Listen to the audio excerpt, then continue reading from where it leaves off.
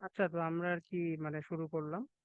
তো আমাদের আজকের যে টপিকটা সেটা হলো একদম বেসিক বায়োস্ট্যাটিস্টিক্স, অর্থাৎ আমরা যে বায়োলজিক্যাল যে কনসেপ্ট, সেখানে এই স্ট্যাটিস্টিক্যাল টুলগুলোর যে অ্যাপ্লিকেশন সেটা নিয়ে কথা বলবো। তো বায়োস্ট্যাটিস্টিক্স জানার জন্য আমাদের প্রথম কাজ হবে স্ট্যাটিস্টিক্স জিনিসটা ভালো মতো জানা, সেটার ডেফিনেশন জানা, সেটার অ্যাপ্লিকেশন জানা, আর সেই যে কনসেপ্ট আর টুলস, তারপর মেজারমেন্ট বা প্রিন্সিপাল যেগুলো থাকবে, স্ট্যাটিস্টিক্যাল যে যে সকল প্রিন্সিপাল বা টুলস বা মেজারমেন্ট, সেগুলো আমরা কি করব, বায়োলজিক্যাল সায়েন্সের জন্য অ্যাপ্লাই করব, তাই তো?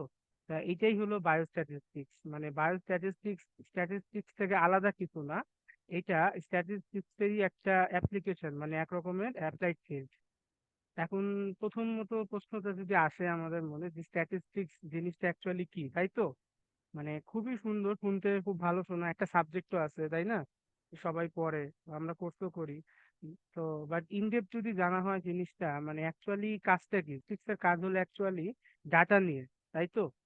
এটা হলো আমাদের মেইন। স্ট্যাটিস্টিক্যাল যত কিছু আমরা করি না কেন, যত প্রিন্সিপাল বা যত টুলস বা যত মেজারমেন্ট আমরা অ্যাপ্লাই করি না কেন, সবকিছুর প্রাইমারি আমাদের কনসার্ন হলো ডাটা। এখন ডাটা জিনিসটা কি?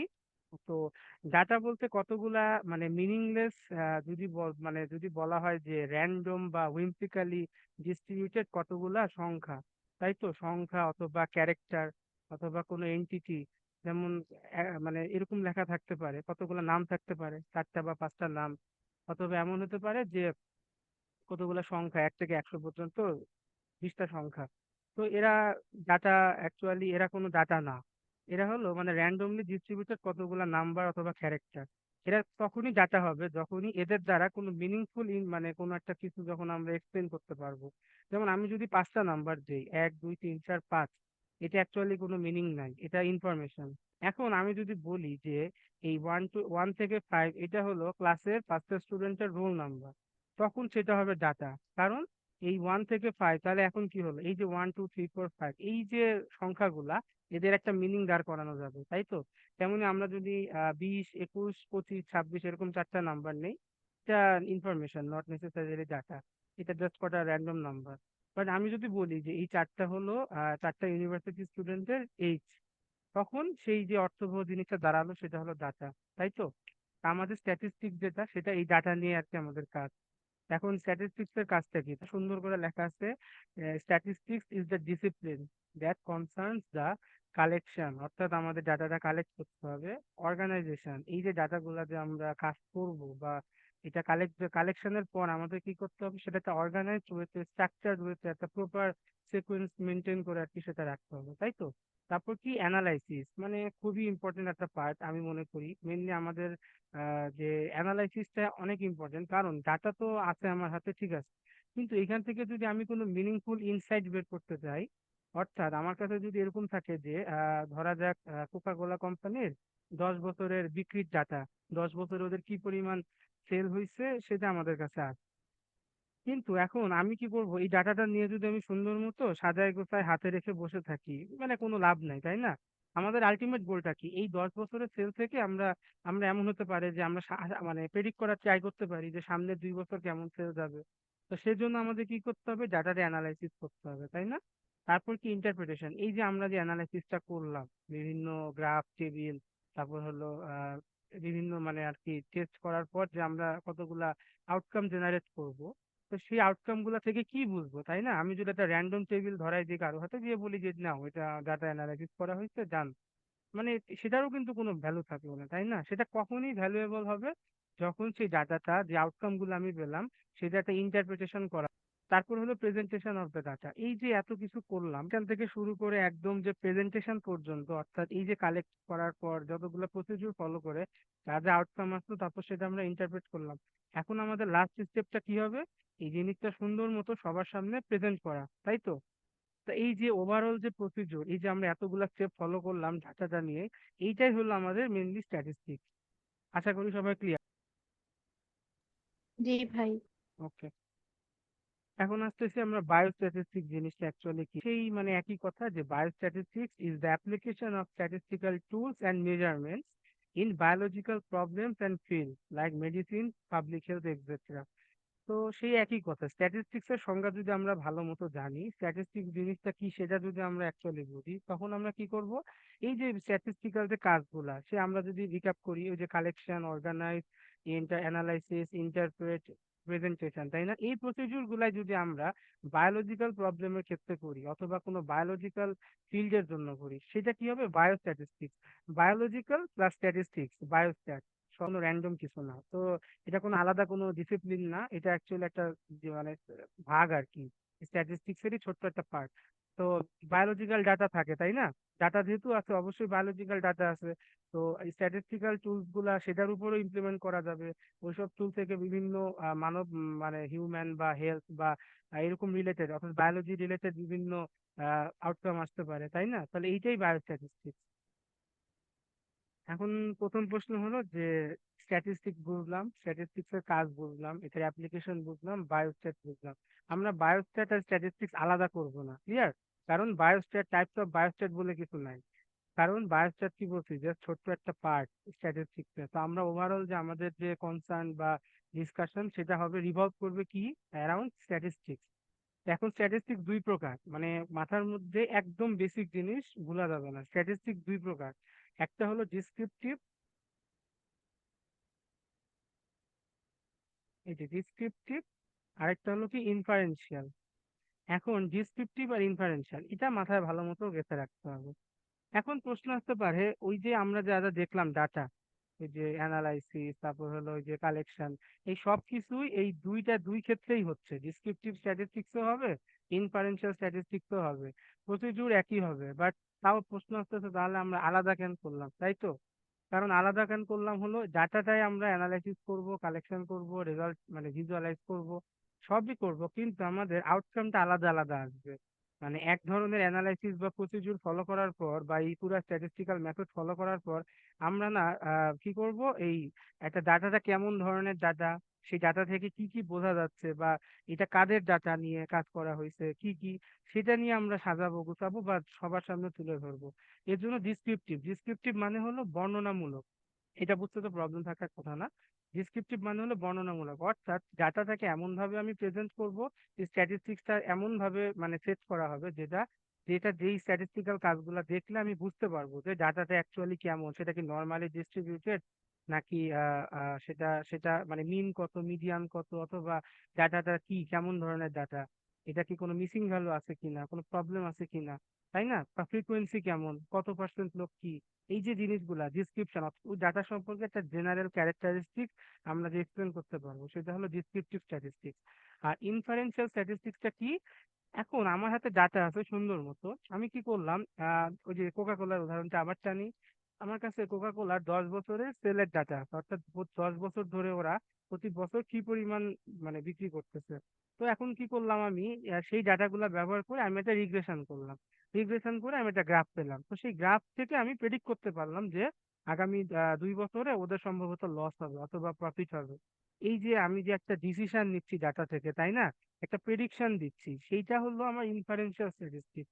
অর্থাৎ আমি কোনো একটা স্ট্যাটিস্টিক্যাল ইনফারেন্স বা আগত কোনো ঘটনা, ফেনোমেনা, তাই না, সামনে কি হবে, এই যে ফিউচার প্রেডিক্টের মতো এক রকমের কাজ, তখন আমি কোনো ডিসিশন নিব, অথবা আমি একটা পপুলেশন সম্পর্কে ডিসিশন নিতে চাচ্ছি যে এই পপুলেশনের মানুষজন কি মানে স্মোকিং বেশি করে নাকি কম করে, অথবা যারা স্মোকিং করে তাদের মধ্যে মানে তাদের মধ্যে শিক্ষিত লোকের সংখ্যা বেশি, বা অন্য কোনো ফ্যাক্টর জড়িত কিনা এই তাদের এই স্মোকিং এর বিহেভিয়ারের সাথে।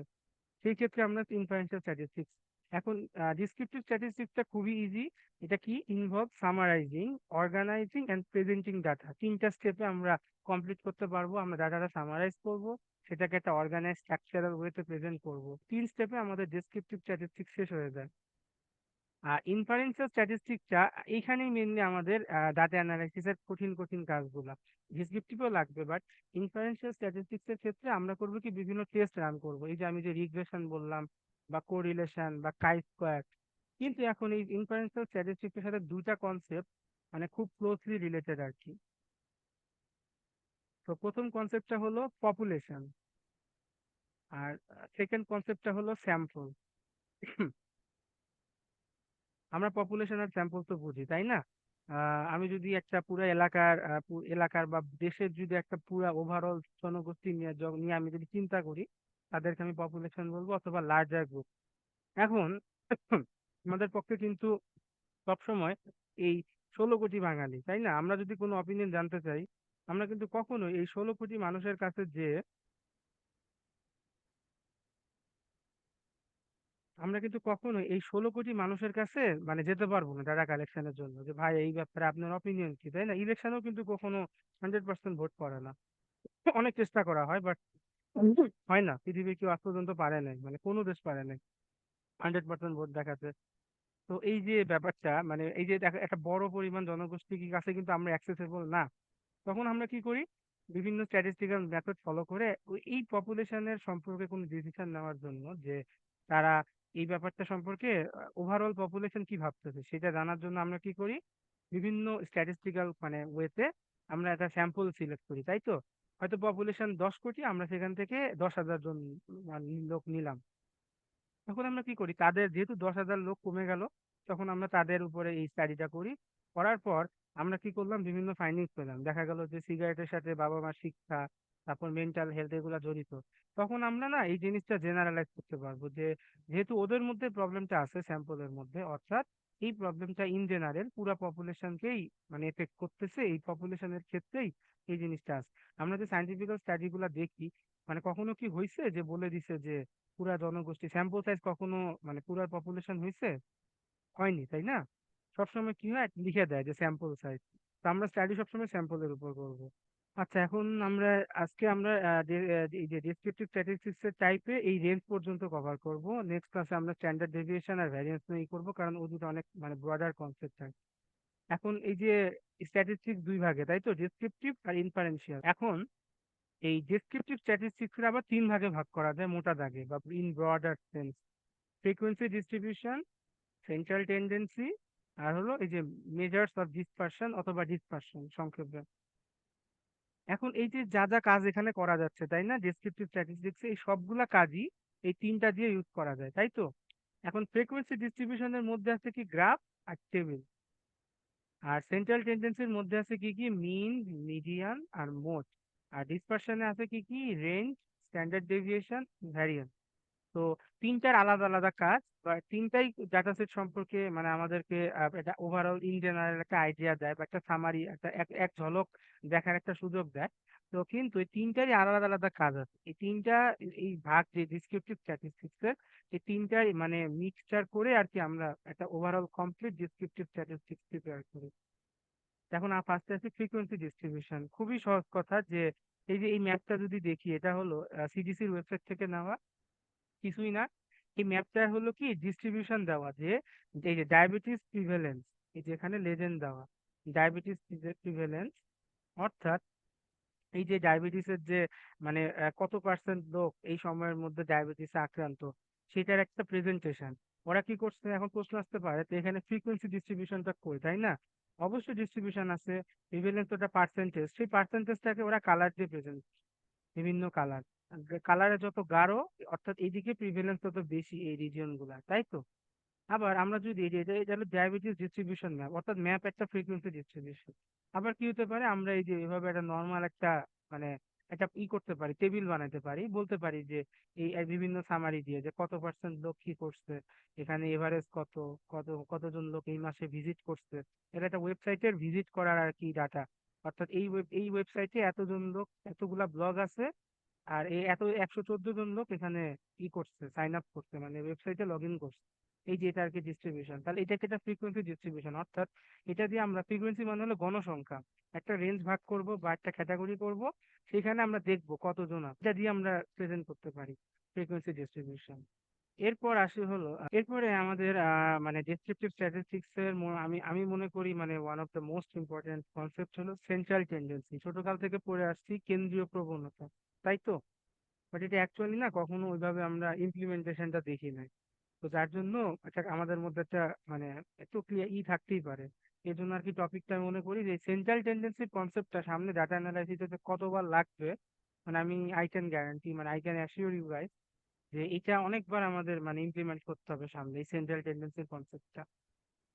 এখন সেন্ট্রাল টেন্ডেন্সি জিনিসটা অ্যাকচুয়ালি কি, এটা একটা জিনিস মনে রাখতে হবে, সেন্ট্রাল টেন্ডেন্সিটা একটা ভ্যালু।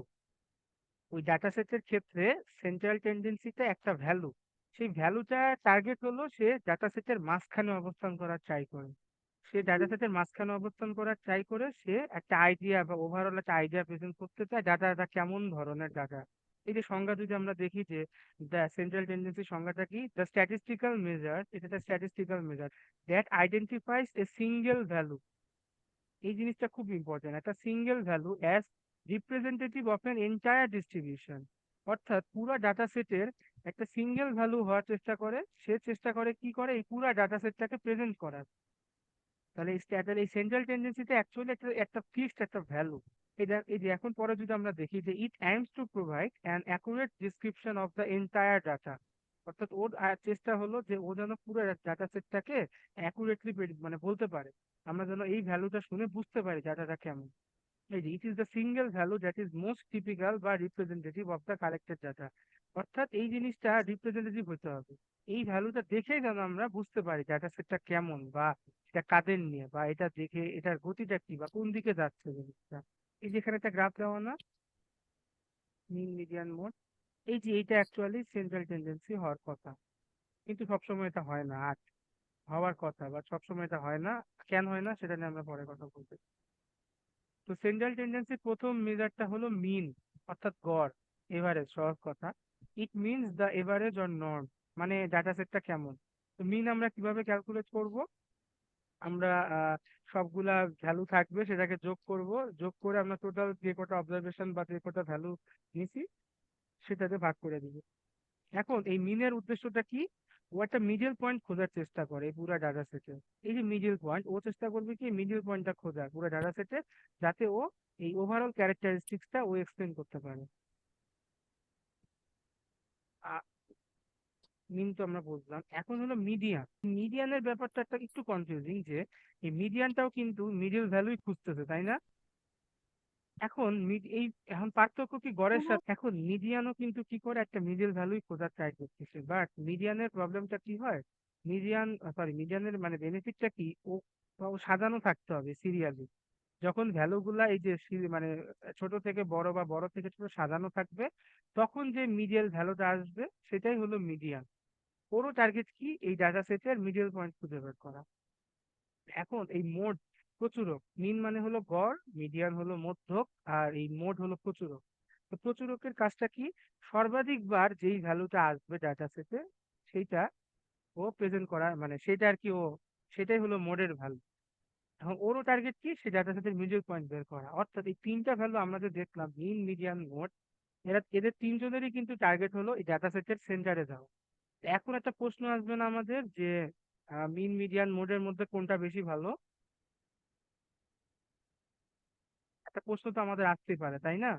9টা সংখ্যা আছে, তাই না? সাথে এক যোগ করে 2 দিয়ে ভাগ দিব, 5। 1 2 3 4 5, 5 নাম্বার পদ হলো মিডিয়ান, 23। আর প্রচুরকটা কি হবে, 22, 23, 23 এখানে 3 বার আছে। আচ্ছা, এই যে আমাদের রেজাল্ট 36.55, হ্যাঁ মানে 56 আর কি। এটা হলো মিন আসছে, এটা হলো মিডিয়ান আসছে, এটা হলো মোড আসছে, এটা হলো মিন মিডিয়ান মোড। এখন আমি যদি বলি এটা হলো একটা ডাটা সেট, 9 জন স্টুডেন্ট, ইউনিভার্সিটি স্টুডেন্টের উপর একটা গবেষণা করা হয়েছে। তো তাদের বয়স এটা। এখন আমরা যদি গড় করি, দেখা যাচ্ছে এটা কি আর ইউনিভার্সিটি স্টুডেন্টদের মানে বয়সের আছে, নাকি কোনো মধ্য বয়সের লোকের বয়স হয়ে গেছে। কিন্তু মিডিয়ান আর মোড কিন্তু আমাকে ঠিকই বলতেছে যে না, এটা হলো ইউনিভার্সিটি স্টুডেন্টদের বয়স। তাহলে এই ক্ষেত্রে ভুলটা কেন আসলো মিনের ক্ষেত্রে, এই যে আমাদের একজন করছেন কি, আহ, আউটলাইর আছে। হ্যাঁ এইটাই আউটলায়ারটা কেন হলো, এই যে আমাদের একজন মনীষী ভুলে, এখন এই যে কেউ একজন ভুলে 25-এর জায়গায় 150 লিখে ফেলতেই পারে।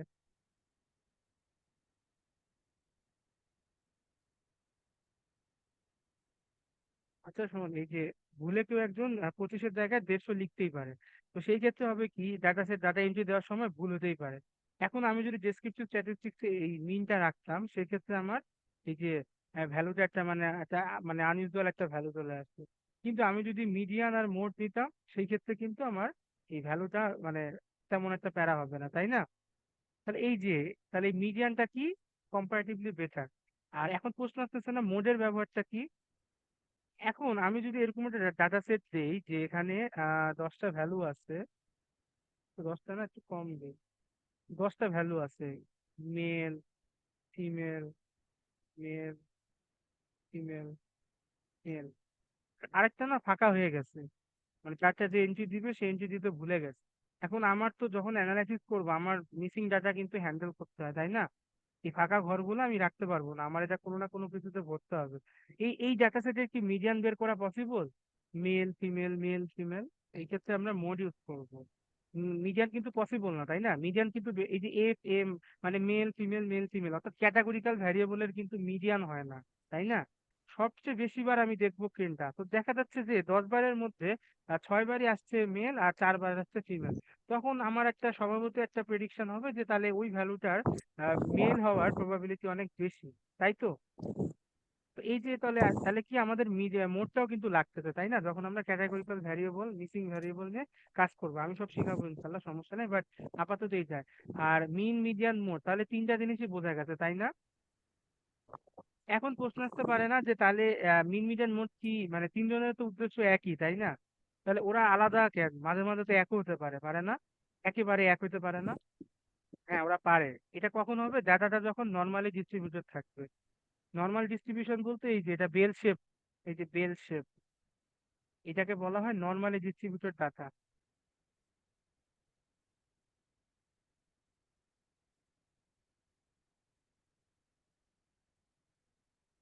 বেল শেপ, এই যে এটাকে নর্মালি ডিস্ট্রিবিউটেড বলে এই ডাটাটাকে।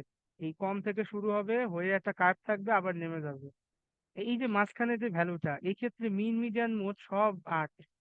8 হলে 125 বার আসছে, সবচেয়ে বেশি বার আসছে, তাই এটা মোট। এই সব এই গড় করার পর পাওয়া গেছে 8, তাই মিন। আবার মিডিয়ান এই মাঝখানে। তো ডাটা যদি একদম পারফেক্টলি নর্মালি ডিস্ট্রিবিউটেড হয়, সেই ক্ষেত্রে আমাদের মিন মিডিয়ান মোড একই হবে। বাট এটা রিয়েল লাইফে কখনোই হয় না।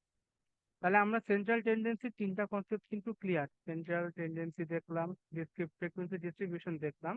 এখন আমরা কভার করব হলো এই যে ডিসপারশনের রেঞ্জ। তারপরে আমরা কতগুলা কোড দেখবো আর কি, আর স্টুডিওতে কিভাবে আর কি মানে এইগুলা রান করা যায়। তো রেঞ্জ আর কি দুই প্রকার। তো নর্মাল রেঞ্জ আর হলো ইন্টার কোয়ার্টাইল রেঞ্জ, তাই না? নর্মাল রেঞ্জ কি?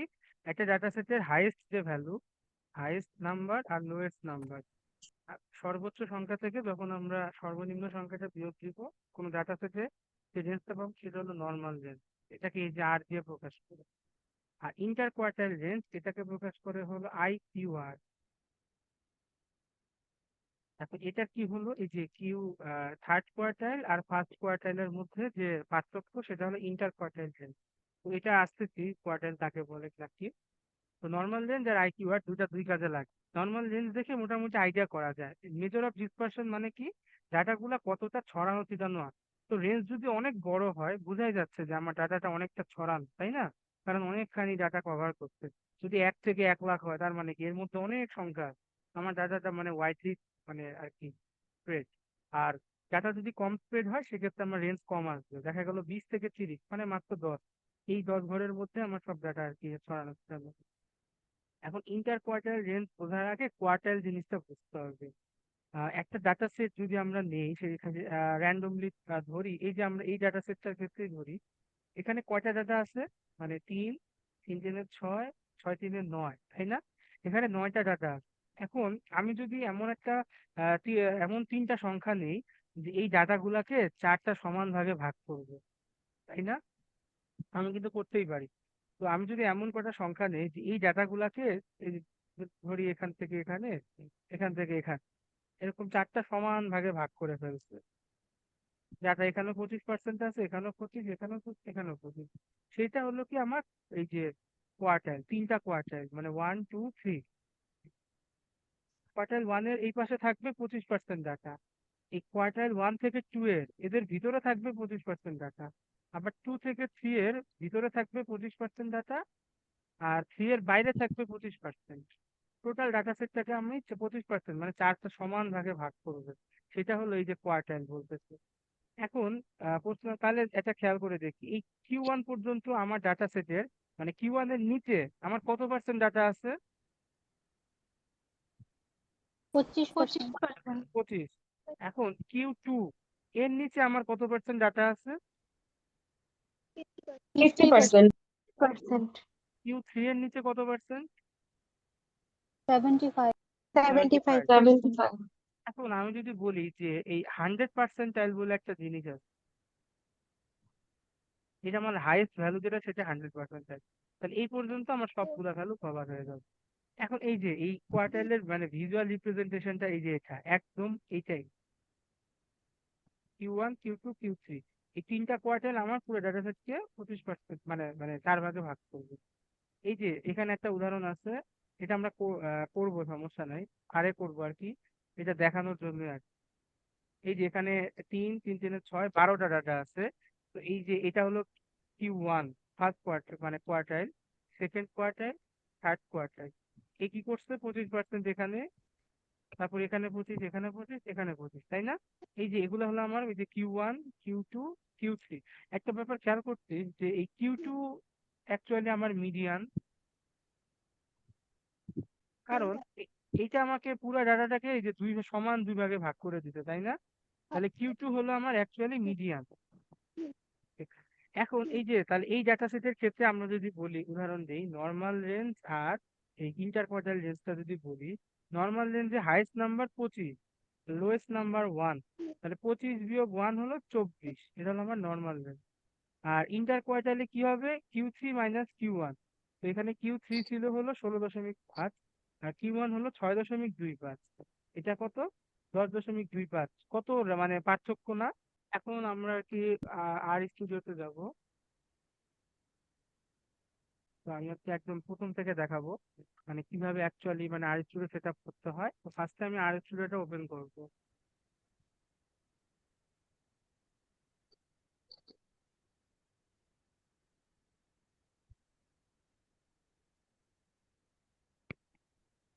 তো ফার্স্টে যে এরকম একটা আসবে কিন্তু এখানে লেখা থাকবে অনেক। তো প্রথম কাজ হবে কি আমার, এই যে এই বাটনটা ক্লিক করা, এখানে একদম টপ স্ক্রিনের উপরে প্লাস ফাইল যেটা, সেখানে ক্লিক করা, নিউ ফাইল। তো সেখানে যখন আমি,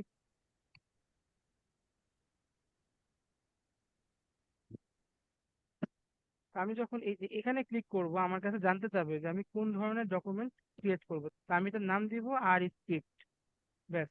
এই যে এখন যখন আমি আর স্টুডিও ওপেন করলাম, স্ক্রিপ্টটা আমি ক্রিয়েট করলাম, এখনো তো সেভ হয়নি, এই যেখানে আনটাইটেল দেখা। তো আমার কাজ হবে সেভ করা।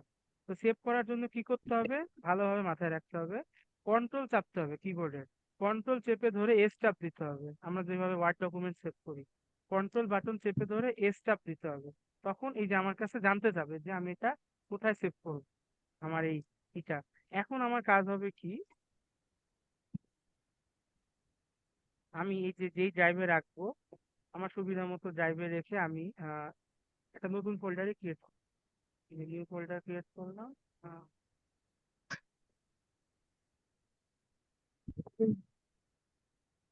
এই যে আমি এটা ওপেন করলাম, করার পর আমি এখানে নাম দিব কি এই ফাইলটার, স্ক্রিপ্ট অথবা কোড, যে যেটা দেয়, তারপর সেভ দিব। এই যে আমার কাজ শেষ। এখন হলো কি আমি আর স্টুডিও থেকে বের হয়ে যাব, সেভ দিয়ে আমি বের হবো। এখন এই যে আমি যেখানে ফোল্ডারটা ক্রিয়েট করছি, আমি ঠিক সেইখানে চলে যাব, আর নিউ। এবার আমি এখান থেকে এটা ওপেন করব, কারণ স্টুডিওর ক্ষেত্রে আমাদের একটা প্রজেক্ট ক্রিয়েট করতে হয়, সেটা কোনো না কোনো ফোল্ডারে থাকতে হয়। এখন আমরা যদি প্রজেক্ট চেঞ্জ করি, স্ক্রিপ্ট চেঞ্জ করি, তখনই আমাদের ফোল্ডারও চেঞ্জ হয়ে যাবে। এই যে এখন আমি স্ক্রিপ্ট যেখানে নিচ্ছি সেখানে আমি আসছি, এর জন্য আমি এখানে কাজ করতে পারবো, এখানে আমি যা যা রাখবো সেটা আমি এখানে রাখতে পারবো। কিন্তু আমি যদি অন্য ফোল্ডারে কাজ করি তখন আমি এটা রান করতে পারবো না। এখন আমাদের প্রথম কাজ হলো লাইব্রেরি ইনস্টল করা। তো এই কোডটা লেখা যায়, এই যে install.packages, এটা দিয়ে এটার ভিতরে আমরা ওই লাইব্রেরির নামগুলা দিতে পারবো। টাইডিভার্স আমার ইনস্টল করাই আছে, তো এই জন্য এটা লিখে আমি যদি রান করি, রান করার জন্য কি করতে হয়, এটা সিলেক্ট করতে হয়, করে এই যে রান বাটন, এখানে ক্লিক করতে হয়। আমার অলরেডি সিলেক্ট করা আছে, মানে ইনস্টল করা আছে, তাই আমার সিলেক্ট করতে হলো না।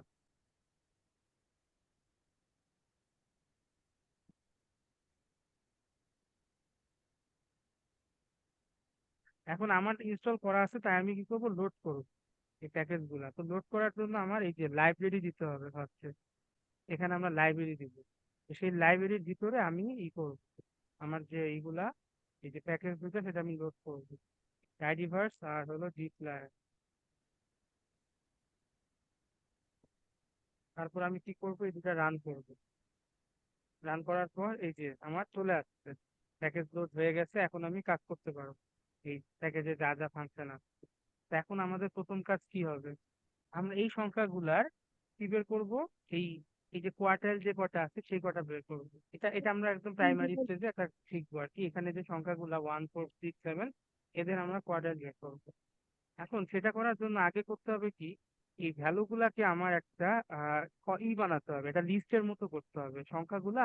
আর আর হলো ইসের মতো যে র্যান্ডম কোনো কিছু দিলেই নিবে না, সেটাকে একটা ভ্যারিয়েবলের মধ্যে স্টোর করতে হবে। আমি একটা কাজ করলাম, আমি এ যে এ নামে একটা ভ্যারিয়েবল ক্রিয়েট করব। এই আমরা কি সমান চিহ্ন দেই না পাইথন বা সি প্লাসে, যখন আমরা ভ্যারিয়েবল ডিক্লেয়ার করি, এখানে আমরা সমান চিহ্ন দিব। আমরা এই যে একটা লেস দেন আর হলো এই যে একটা মাইনাস, এটা দিব এই ভ্যারিয়েবল ডিক্লারেশন। তারপর কি করব, সি দিব, সি মানে হলো ভেক্টর। এর ভিতরে আমরা এই যে সংখ্যাগুলো আমরা দিব এখানে। আচ্ছা, তাহলে এই যে আমরা যখন একটা ভ্যারিয়েবলের মধ্যে আমরা এই সংখ্যাগুলো পাস করলাম, তাই তো, কি করতে হবে, এটা সিলেক্ট করে রান করতে হবে। এই যে ভ্যালু চলে আসতো, তাই না, এখানে 12টা ভ্যালু আছে। এখন হুম, এখন আমি কি করব, এই কোয়ার্টাইল চেক করব, Q1 Q2 Q3, এটা বের করার জন্য আমার কি করতে হবে, করব QUANTILE, কোয়ান্টাইল বের করে আমরা এ ভ্যালুটা দিয়ে দিব এই এর ভিতরে, যেহেতু আমাদের এই সংখ্যাগুলো আছে। এখন এই যে নিচে খেয়াল কর সবাই, এই যে আমাদের যে টার্মিনাল, এখানে দেখা যাচ্ছে কি, এই যে এই জিনিসটা, এখানে 0% বলতেছে 1, মানে প্রথম সংখ্যাটা 1। তারপর 25% অর্থাৎ থার্ড কোয়ান্টাইলকে বলতেছে 6.75। কি আমাদের 6. এই হ্যাঁ, আমি তো বলছি 6.25, এটা হবে 6.75। ঠিক আছে। তারপরে 50% অর্থাৎ মিডিয়ান হলো আমাদের 12.5, আর 75% কোয়ান্টাইল হলো এই যে 16.5। তাহলে একটা সংখ্যা থেকে, কতগুলো সংখ্যা থেকে আমরা কিভাবে এই যে মিডিয়ান আর আইকিউ আর বের করতে হয় সেটা তো বুঝলাম, তাই না। এখন আমাদের যদি গড় বের করতে হতে পারে, তখন আমরা কি করব, এই যে মিন দিব, মিন লিখে এ চাপ দিব, তারপর এন্টার দিয়ে দিব। এই যে আমাদের এটার গড় হলো 12, বলে দিব, তাই না। যদি মিডিয়ান বের করতে হয়, একদম সুন্দর ফাংশন আছে, মিডিয়ান লিখে এ দিব, মিডিয়ান হলো এখানে 12.5। এই যে আমাদের কাজগুলা কত ইজিলি হয়ে গেল, তাই না। এখন প্রশ্ন হলো এই, সবসময় কি আমরা তো ডাটা সেট নিয়ে কাজ করব, তাই না। আমরা তো অ্যাকচুয়ালি এইভাবে সংখ্যা লিখে লিখে করব না, আমাদের তো ডাটা সেট থাকবে। তখন আমরা অ্যাকচুয়ালি কি করব, তো ডাটা ডাটা নিয়ে ইনশাল্লাহ কাজ সামনে করাবো, সামনের দিন একটা কিভাবে লোড করে না করে। আপাতত এই আর এর ভিতরে কতগুলা ডাটা সেট বিল্ড করা আছে, তো সেটা দিয়ে আর কি দেখায়।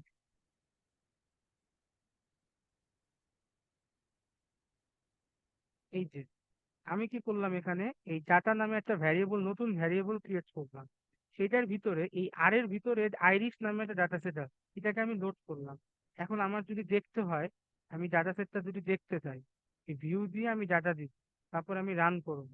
এই যে আমার কাছে এখানে ওপেন হবে, এটা পুরো একটা ডাটা সেট, এক্সেলে যেরকম ডাটা থাকে তেমনই এই যে এরকম ডাটা সেট। এটা হলো কলাম, সেপাল লেন্থ, সেপাল পেটাল, এটা হলো ওই যে ইসের, মানে একটা ফুলের প্রজাতিরই এই যে স্পিসিস, মানে হলো প্রজাতি। এটা একটা ফুলের প্রজাতির ওই যে দল দল পত্র বৃতি, বিভিন্ন জিনিস ছিল না, সেটা দৈর্ঘ্য প্রস্থ নিয়ে একটা ডাটা সেট। এই ডাটা সেটটা এখানে টোটাল এই যে এখানে দেখা যাবে 150টা অবজারভেশন, মানে এই সারি আছে 150টা রো, আর 5টা ভ্যারিয়েবল, তার মানে কলাম আছে 5টা। এই ডাটা সেটটা নিয়ে আমরা কাজ করব। ক্লিয়ার। এখন এখন যদি আমি প্রশ্ন করি যে আহ, এই যে এখানে লেন্থ দেওয়া, এটা কোন ধরনের ডাটা, নিউমেরিক নাকি ক্যাটাগরিক্যাল। এটা নিউমেরিক ভ্যারিয়েবল, আর স্পিসিস ক্যাটাগরিক্যাল, তাই না। তাহলে এই সবগুলো হওয়া উচিত নিউমেরিক্যাল, আর এটা হওয়া উচিত ক্যাটাগরিক্যাল। এই পুরা কলামে 150টার জন্য গড় থাকবে, তাই না। এখন আমাদের তো গড় বের করতে মানে মন চাইতেই পারে। তো এখন আমরা কি এই সবগুলা যোগ করে তারপরে 150 দিয়ে ভাগ দিব, দরকার নাই। এই যে আমাদের একটা ফাংশন আছে, সেটা হলো এই যে ডাটা, মানে এই যে আমি ডাটার মধ্যে এই ডাটা সেটটা ঢুকাইছি, তাই না, এই যে ভ্যারিয়েবলটা। এই যে ডাটা দেওয়ার পর আমি যদি একটা ডলার চিহ্ন দিই, ডলার চিহ্ন শিফট চেপে 4। এই যে আমাকে কলামগুলা দেখাচ্ছে না, আমাকে সবগুলা কলাম দেখাচ্ছে। এই কলামটা আমি সিলেক্ট করি। এই যে এখন আমি চাচ্ছি কি এই কলামটার গড় দেখবো, তাই না? এটা পুরো একটা কলাম, এই ডাটা সেটের এই যে সেপার লেন্থ, এই প্রথম কলাম এটা। এটা বুঝতে তো সমস্যা নাই, তাই না? এটা কিভাবে পাবো আবার দেখাই। আমি যেই ভ্যারিয়েবলে ডাটাটা সেট করছি, সেখানে যে আমি একটা ডলার চিহ্ন দিব, দেওয়ার পর আমাকে অটোমেটিক সবগুলা ভ্যারিয়েবলের নাম দেখাবে। সেখান থেকে আমি এই যে এটা সিলেক্ট করব, ঠিক আছে? এরপর আমি এই জিনিসটাকে মিন এই ফাংশনের ভিতর দিয়ে দিব। এবার আমি রান করি, এই যে 5.844 আমার গড় চলে আসছে, তাই না? আমার তো এখন মিডিয়ানও দেখতে মন যেতে পারে। ঠিক একইভাবে আমি মিডিয়ান লিখবো। তারপর আমি এই যে ডাটা দিয়ে ডলার চিহ্ন দিব।